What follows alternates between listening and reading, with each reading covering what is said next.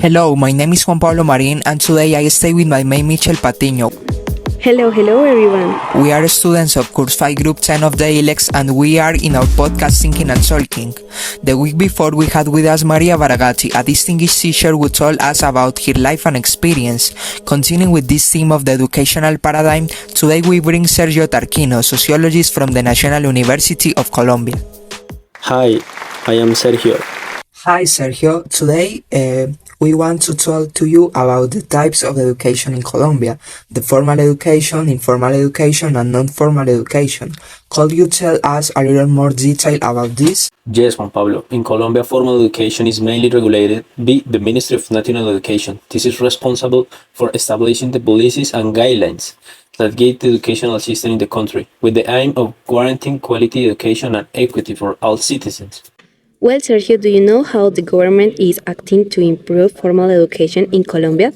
The Colombian government has implemented a series of policies and programs to improve formal education in the country. These efforts were aimed at addressing challenges such as educational quality, equity in access and teacher training, and the following program has been implemented.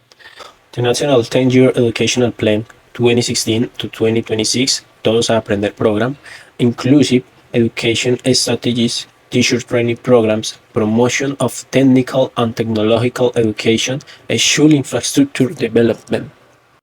Do you consider that these issues have been addressed in the best way? In my case, I feel that small steps are being taken, but not insignificant.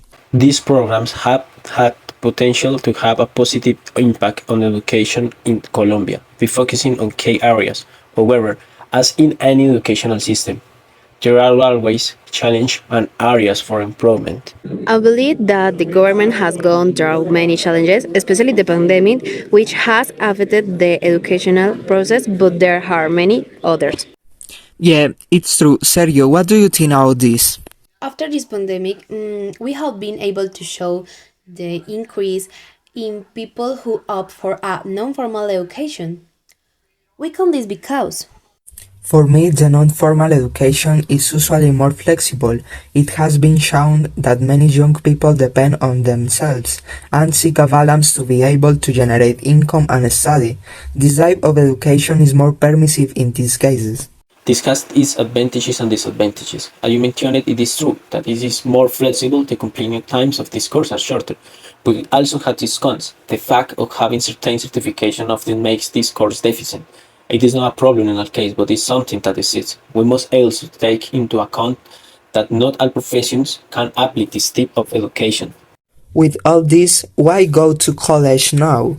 The fact of attending a university makes one develop certain soft skills. The university, beyond a strict education system, is a space that serves to help develop ideas, exchange knowledge with college and teachers. Some aspect at an educational level must be improved. This space to be more dynamic and that the student really finds what he is passionate about, creating more dynamic and passionate professionals towards what they do. in fact, what you name is something that I think is an important problem.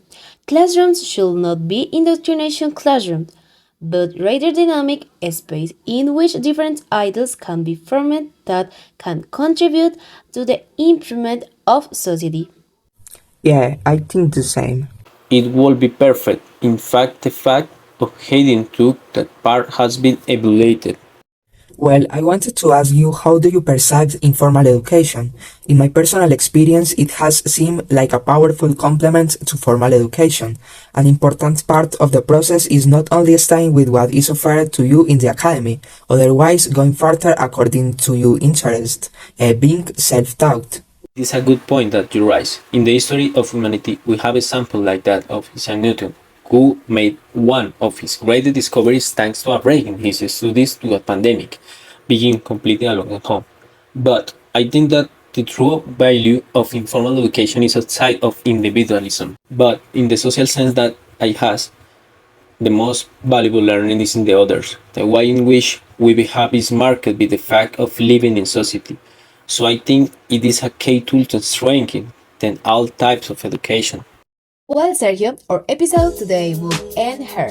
Thank you very much for the valuable points that you have exposed and for the rich intel that has arisen. We also thank you, our listeners, for accompanying them one more day. Until next time. Bye. This is the end of episode number 35 of Thinking and Talking, the Education Paradigm.